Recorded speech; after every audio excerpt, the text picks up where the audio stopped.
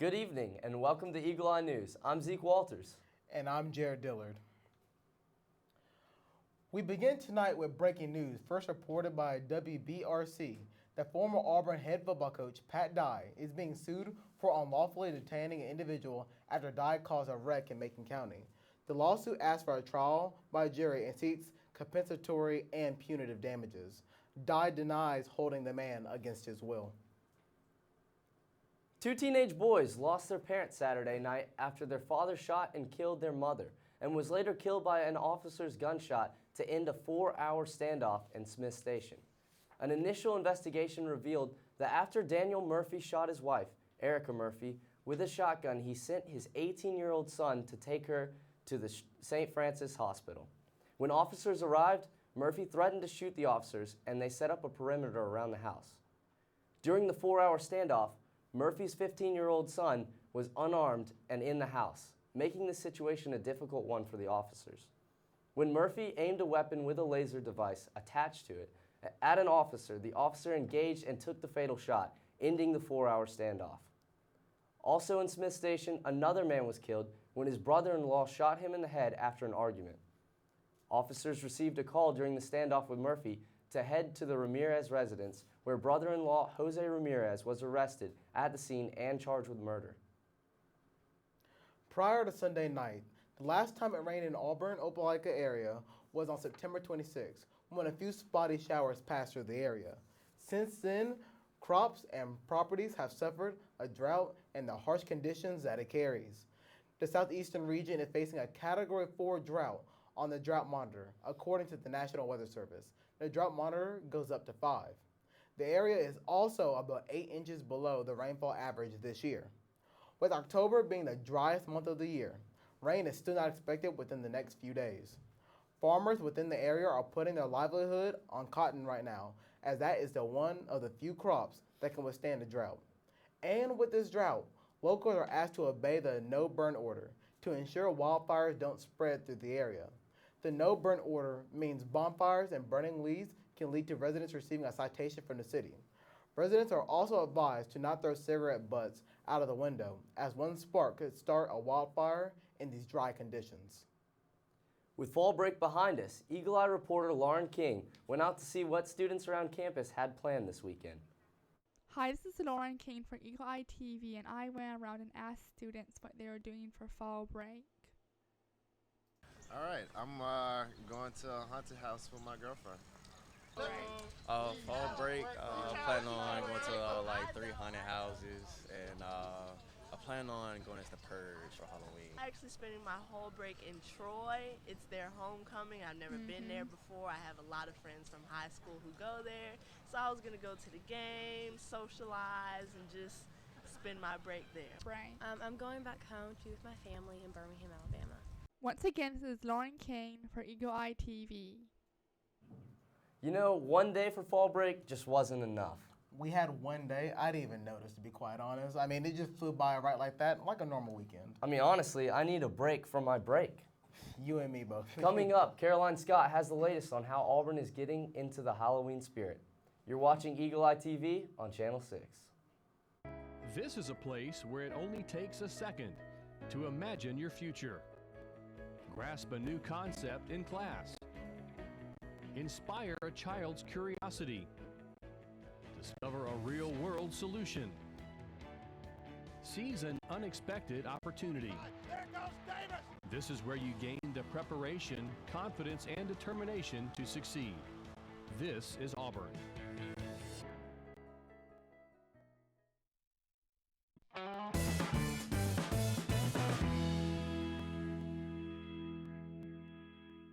Hey guys, I'm Caroline Scott and this is Eagle Eye Entertainment. The Auburn Public Library is inviting kids to play video games. They say gamers ages 10 to 18 are invited. The library is offering a variety of games to attract young video game lovers, including Wii and Xbox games. The event is this Thursday at 4. The Cree Her Preserve and Nature Center is presenting the awesome amphibians and reptile presentation highlights, all creatures found in Alabama and beyond. The Nature Center says this is an enjoyable hands-on event for kids and adults alike. Admission is $5 per person and all proceeds benefit the Nature Center. The Auburn Sisters of Alpha Chi Omega are teaming up against Bama's chapter, all in the name of charity. Each chapter is striving to see who can raise the most money for their national philanthropy beyond home turf, with the goal to raising awareness of domestic violence. Both chapters will be competing until the 2016 Iron Bowl on Saturday, November 26th. Good luck to our sisters in War Eagle.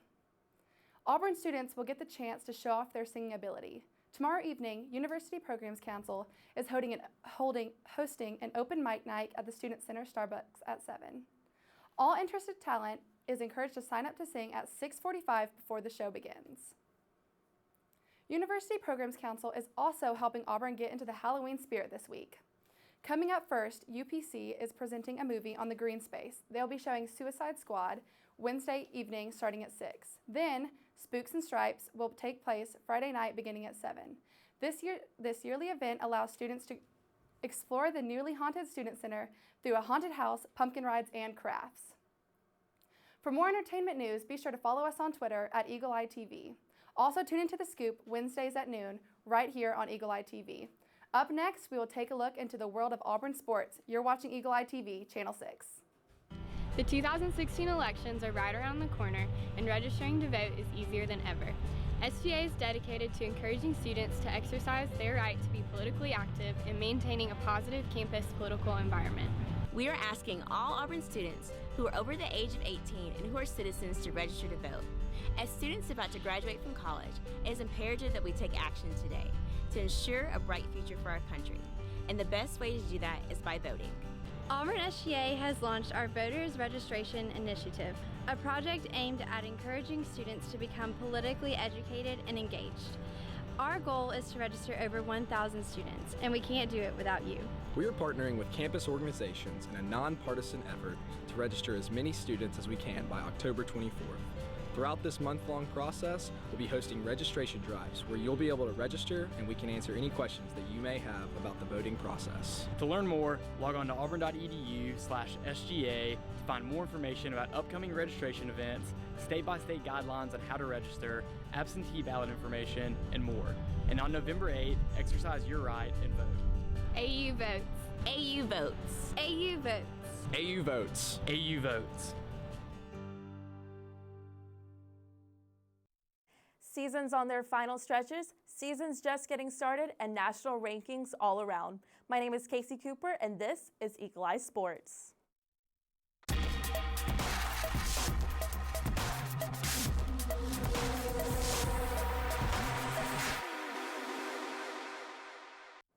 The Auburn family is in mourning after former football player Quentin Groves passed away Saturday of a heart attack. Groves played for Auburn from 2004 to 2007 and spent 7 years in the NFL.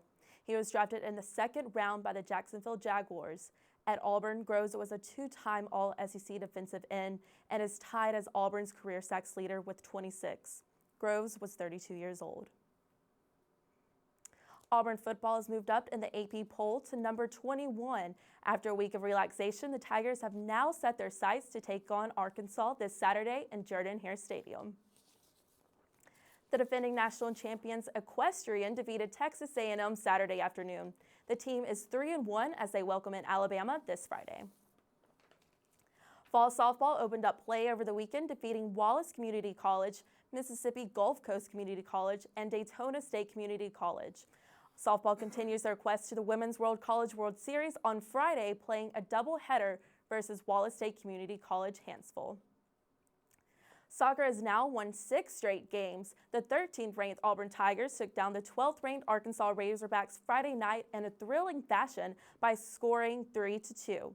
The Tigers hit the road for a 2-game stretch this week with LSU on Thursday and Texas A&M on Sunday. Casey Ramzier was named SEC Offensive Player of the Week, and the Tigers are now ranked 8th in the coaches poll and are 2nd in the SEC. Volleyball takes down Mississippi State at home for their pink game. Auburn is ranked 3rd in the SEC Conference and has now won 3 straight SEC matches. They travel to Oxford to take on Ole Miss on Wednesday. Want more sports updates throughout the week? We've got you covered. Just like us on Facebook at Eagle Eye TV and catch Tiger Tally every Friday morning. Now, let's take a moment of silence for Quentin Groves before we check in on this week's weather.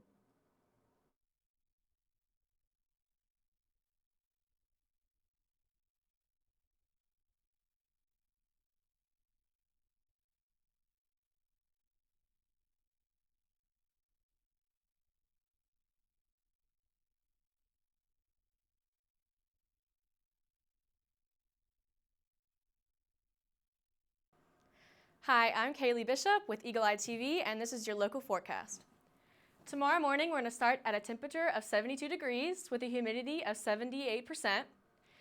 Tomorrow afternoon, we're going to have a temperature of 83 degrees with a humidity of 86%. And tomorrow night, we're going to have a temperature of 76 degrees with a humidity of 63%.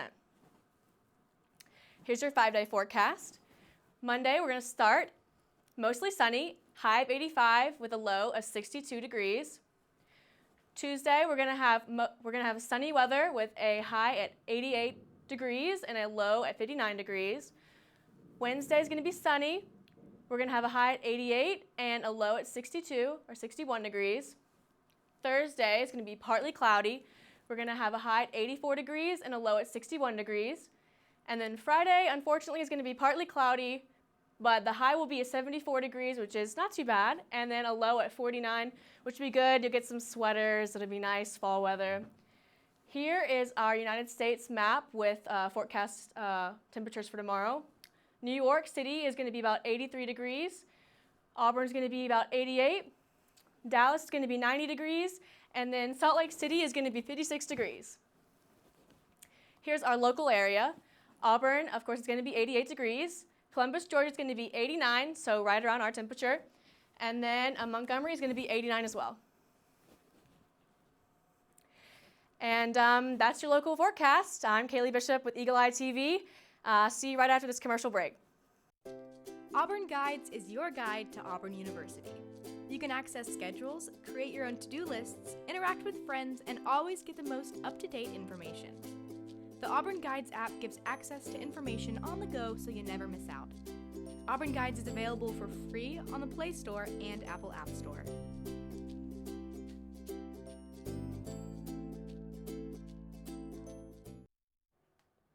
I'm here this evening with Don Dement, the founder of Momma Goldberg. Don, nice to meet you. Thanks for having me, Jared. So first question I got to ask, 40 years, how does it feel? Old. I mean, just think about it, just 40 years, did you think that, like, to now, that it would just be what it is, just Momma Goldberg's, how it's been embedded in the Auburn University community? Well, I felt like that I had a good brand when I opened, and I felt like that I had something that was different to the college student and something that they would embrace. Mm-hmm. And I embraced the college student. I just disregarded adults. My adult friends would say, I don't like going across campus and getting the campus traffic. Well, I didn't care because I was in it for the student, and I was trying to provide something different, something exciting for the student.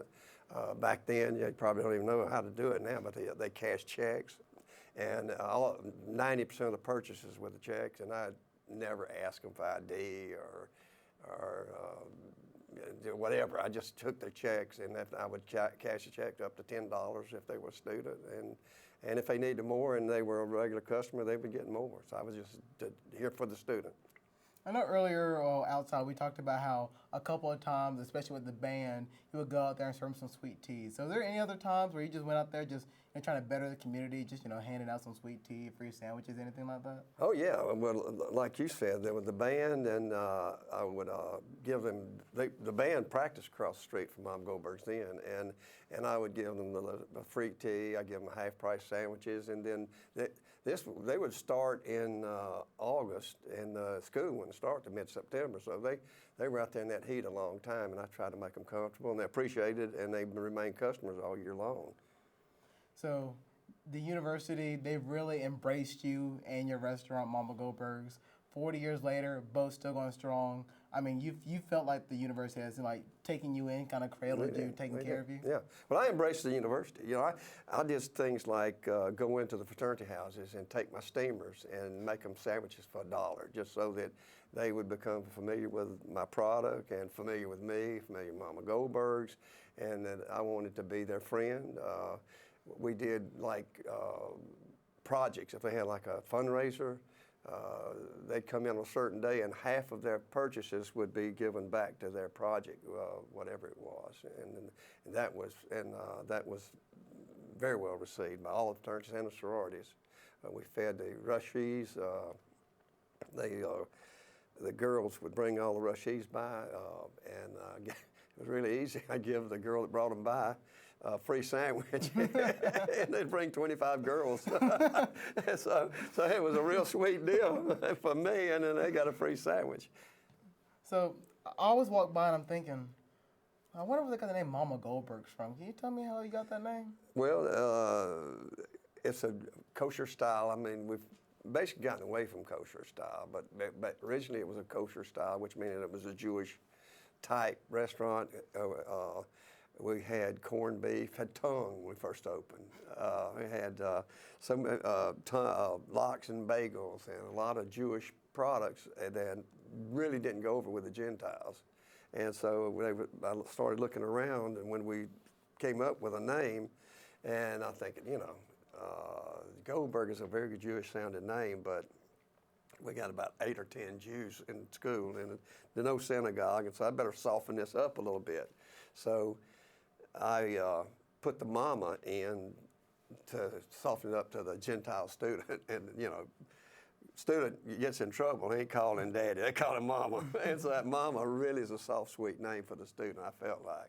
And actually, when my wife went down to get the license, and she had an M-A-M-A, mama, and it ended up being M-O-M-M-A, which I like a lot better because an M-A-M-A would be an Italian Jewish place. So it worked out great, our mistake. Don, to close it out, what's next for Momma Goldberg? What's in the future? What's in the future? We're franchising now, and we have 25 franchising stores. We have 3 more opening soon, and just continue doing what we do and continue being the student's friend. And now we're out in the communities and towns and serving other than students. We're far north is Charleston, South Carolina, and far south is Mobile. We've got 3 in Mobile. Don, I can't speak for the university, but I'm sure they are glad to have you so close and so part of the tradition here. So nice to meet you today. Thank you, Jared. Appreciate you having me. Thank you for joining us this evening, Don. Up next, we'll discuss what's occurring on Auburn's campus 120 years ago. You're watching Eagle Eye TV, Channel 6. So, I just moved in with this family, and it's embarrassing. The little one, he likes to go outside and crawl around in the giant litter box. I don't know what he's doing. I mean, I was born and I knew how to use the litter box. Look at that. That's disgusting. Oh, poop already. You're making me nervous. Oh, okay, I can't look at this anymore. I really hope he grows out of this, for his sake.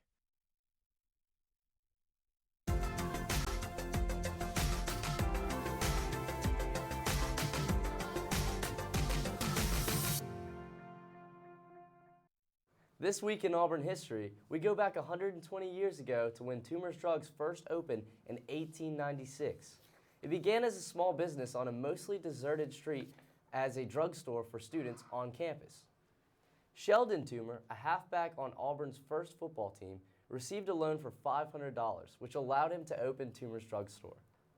Sheldon graduated from Auburn with both a degree in agriculture and pharmacy, and later in his career, he went on to represent Lee County in the Alabama House of Representatives. By 1909, businesses had declined, and the store went up for sale. After considering many options for the property, the Lipscomb family decided to sell the business to Don and Betty Hastings of Trussville, Alabama. After 3 months of renovations, Toomer's reopened, bringing the tradition of Toomer's Lemonade back to life. Betty Hastings is still currently the owner today. So let's take a look at some of these tweets. C. Fifth said he visited Auburn University today. Awesome town, no question about that. And a campus with friendly people. Can't forget about the Toomer's Lemonade. Auburn University, that's one of the reasons I came here. The people, friendly, it's like a family. Absolutely. We even have a day set aside every year called Hay Day where you go out and meet other people. It doesn't get more friendly than that. Here's another tweet that we have, and it's a picture of bird's eye view of downtown Auburn in 1934. I think this is a college map intersection, and it's right here where Auburn is painted on the roof. That actually is Toomer's Corner, and across the street, that white building is what is now Pyology. So it's cool to take a look at that, and you can actually see just how many buildings were still there in 1934. And how many buildings are still there today? Are still there today. Oh, man. And this last one, of course, from Madison Donahue. Best lemonade I have ever tasted. Zeke, I got to tell you, I've only had turmeric lemonade once. Now that is just appalling. It is the best lemonade on earth. There's no doubt about it. Every time that you get it, it's well worth the price that it is, and it's an Auburn tradition. It truly is. Hey, I got a lot of time to go. Maybe I'll get a cup tomorrow. You'll definitely have to. If you would like to join the conversation, please use the hashtag EagleEyeTV on Instagram and Twitter. Up next, we will have more on what's taking place on Auburn's campus and across the country. You're watching Eagle Eye TV, Channel 6.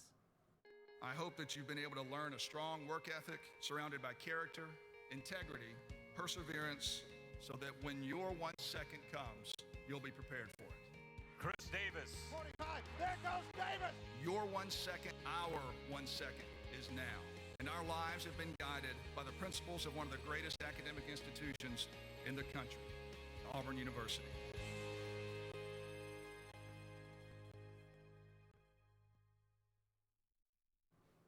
As construction for the Mel Classroom building passes the halfway point, Auburn will be closing Ralph Brown Drawn Library for the 4 weeks between the semesters to work more diligently on construction. The library will be closed immediately after finals conclude on December 10th and will reopen January 7th. All holiday break library services will be offered at the Library of Agriculture, Design, and Construction in Dudley Hall. Closing the library to work on the Mel Classroom building ensures that the classrooms will be available to students at the start of the fall 2017 semester. Auburn pharmacy students competed in the local clinical skills competition, and fourth-year students Kathleen Daniel and Allie Stringberg will be moving on to the next round. They won the American Society of Health System Pharmacists, and round 2 will be in Las Vegas in December for nationals. The competition is an interactive team-based analysis of clinical scenarios for hospital and health system pharmacists. This provides pharmacy students the opportunity to enhance their skills with direct patient care.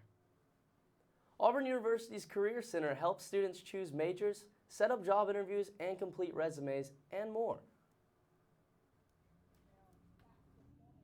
The Career Center is designed to help students from day one of coming to campus all the way through 5 years after graduation figure out what they should be doing both as a major and as a career path. So we help students prepare for their major selection, career fields, internships, part-time work, full-time work, everything career related from day one all the way through.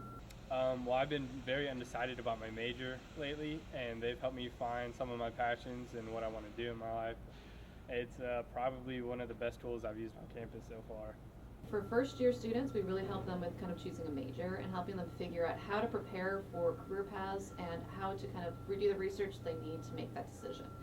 Going through sophomore, junior, senior year, we help them in that preparation of experience, finding work, finding internships, looking for full-time work, applying to grad school, and making sure that they're as polished and able to market themselves as possible. You know, the Career Center must be the most underutilized asset on Auburn's campus. Zeke, my friend, I gotta tell you, after I told you I had turmeric lemonade for only once, never been to Career Center. Unbelievable. No. Well, I know that you'll be in there next year when you're looking for a career. And when I need a job after school. How about Definitely. That's all for Eagle Eye News tonight. Tune in after the show for a live look-in of the SGA Senate meeting. And keep up with all the latest Auburn news throughout the week by following us on Facebook, Twitter, and Instagram at Eagle Eye TV. I'm Zeke Walters. And I'm Jared Dillard. Thanks for joining us, and War Eagle.